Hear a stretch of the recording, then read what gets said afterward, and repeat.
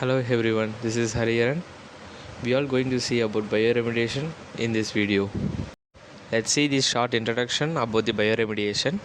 Bioremediation is a field of environmental science that utilizes living organisms such as bacteria, fungi and plants, which helps to break down and remove harmful contaminants from the environment. This innovative approach to environmental cleanup is becoming increasingly important as we face the growing challenge of managing toxic pollutants and restoring damaged ecosystems. By harnessing the natural abilities of living organisms, bioremediation offers a sustainable and cost effective solution to some of the world's most pressing environmental problems. Next, we see what is bioremediation or definition of bioremediation. Bioremediation is the use of living organisms, typically microorganisms, to degrade, transform, or remove hazardous substances from contaminated environments such as soil, groundwater, or wastewater. These organisms, through their natural metabolic process, can break down and convert pollutants into less toxic or non-toxic compounds, effectively cleaning up the affected areas.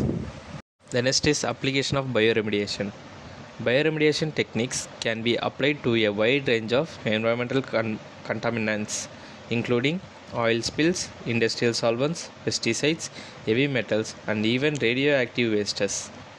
By leveraging the natural capabilities of living organisms, bioremediation offers a promising approach to restoring damaged ecosystems and mitigating the impact of human activities on the environment.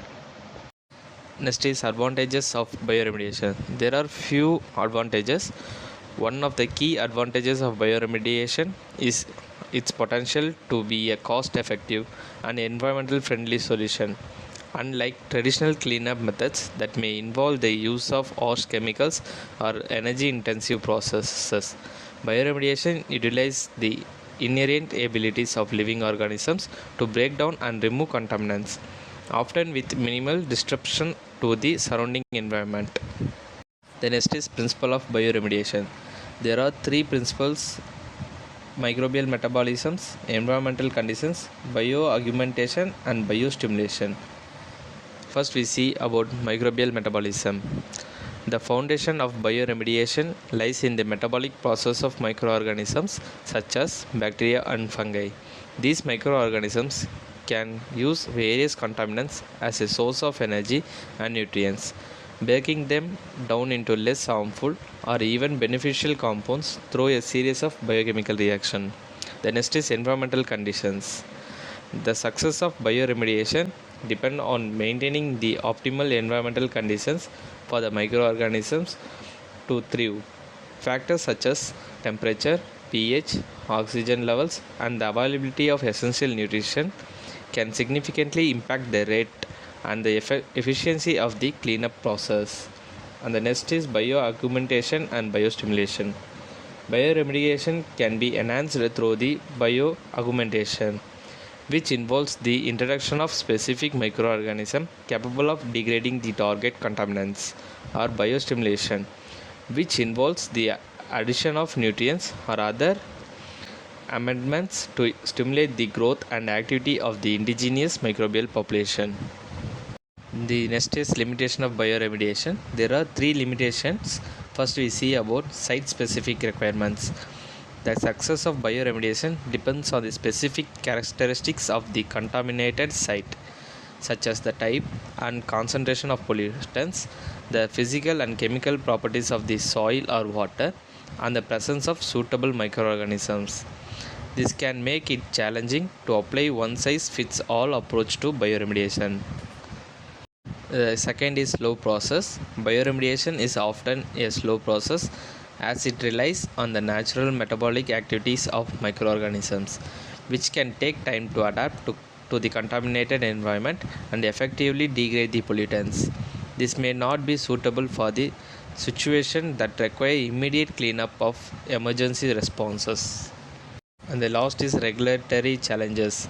The use of bioremediation may face regulatory challenges as the introduction of foreign microorganisms or the application of amendments to stimulate microbial activity may require extensive testing and approval process to ensure environmental and human safety. Next is types of bioremediation techniques. There are three types of bioremediation techniques. The first is intrinsic bioremediation. Intrinsic bioremediation is also known as natural attenuation. This approach relies on the natural degradation of contaminants by indigenous microorganisms without any human intervention. It is a passive and cost-effective technique but may require more time to achieve desired cleanup levels. Next is engineered bioremediation. This approach involves the active management and optimization of environmental conditions such as the addition of nutrition, oxygen, and specialized microorganisms to enhance the microbial degradation of contaminants. It is a more controlled and efficient technique but may require more resources and ongoing monitoring. The next is phytoremediation. This technique utilizes the ability of certain plants to absorb, accumulate, or degrade contaminants in soil, water, or air. It is a cost effective and sustainable approach, particularly for addressing the low level of or diffuse contaminations, but may be limited by the depth of root system or the specific pollutant targeted. The next is in situ bioremediation. There are 4 steps in situ bioremediation. The first is monitoring. Continuous monitoring of the contaminated site is essential to access the progress of the bioremediation process and make necessary adjustments to the treatment approach. The next is bioaugmentation. The introduction of specialized microorganisms that are capable of degrading the target contaminants can help accelerate the bioremediation process. The next is biostimulation. The addition of nutrition, oxygen, or other amendments to the contaminated environment can stimulate the growth and activity of the indigenous microorganisms, enhancing their ability to break down the pollutants. The last is in situ treatment. In situ bioremediation involves the treatment of contaminated soil, groundwater, or sediment directly at the site, without the need for excavation or relocation of the affected materials. And the next is ex situ bioremediation. There are 3 steps in the ex situ bioremediation. The first is excavation. The contaminated materials are removed from the site and transported to a designated treatment facility. The next is bioreactors. The contaminated materials are placed in a controlled bioreactors where the bioremediation process is facilitated and monitored. The last is landforming. The contaminated soil is spread out and mixed with the amendments such as nutrients or oxygen to enhance the biodegradation of pollutants. The next is case studies in bioremediation. There are 3 case studies, and the first is oil spill cleanup.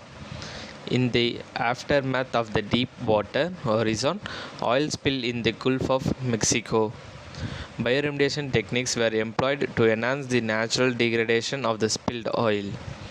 By adding nutrition and oxygen to the affected waters, scientists were able to stimulate the growth of oil degrading bacteria, leading to a successful cleanup of the environment. The next is heavy metal contamination. In a mining impacted regions, researchers used a combination of phytoremediation and bioaugmentation to address the issue of heavy metal contamination in the soil. By planting the specialized plants and introducing the metal tolerant microorganisms, they were able to significantly reduce the level of lead, cadmium, and other toxic metals, restoring the land for the future use. And the last is groundwater remediation. A chemical manufacturing plant had contaminated the local groundwater with industrial solvents. By implementing an in situ bioremediation system, the company was able to stimulate the growth of indigenous microorganisms that could break down the contaminants, effectively clean up the groundwater, and preventing further spread of the pollution. The next is future trends and developments in bioremediation. The first is advancements in genomics. Development in genomic technologies such as metagenomics and next generation sequencing are enabling researchers to better understand the microbial communities involved in bioremediation, leading to the identification of new microbial strains, and the optimization of bioremediation processes. The next is synthetic biology. The field of synthetic biology is paving the way for the engineering of specialized microorganisms with enhanced capabilities for the degradation of wider range of contaminants, potentially improving the efficiency and versatility of bioremediation techniques. And the last is integrated approaches. The future of bioremediation is likely to involve the integration of multiple technologies such as bioaugmentation, biostimulation, phytoremediation, and even nanomaterials to create more comprehensive and effective solution for addressing the complex environmental challenges. I hope everyone has understood about bioremediation, and thank you for watching my video.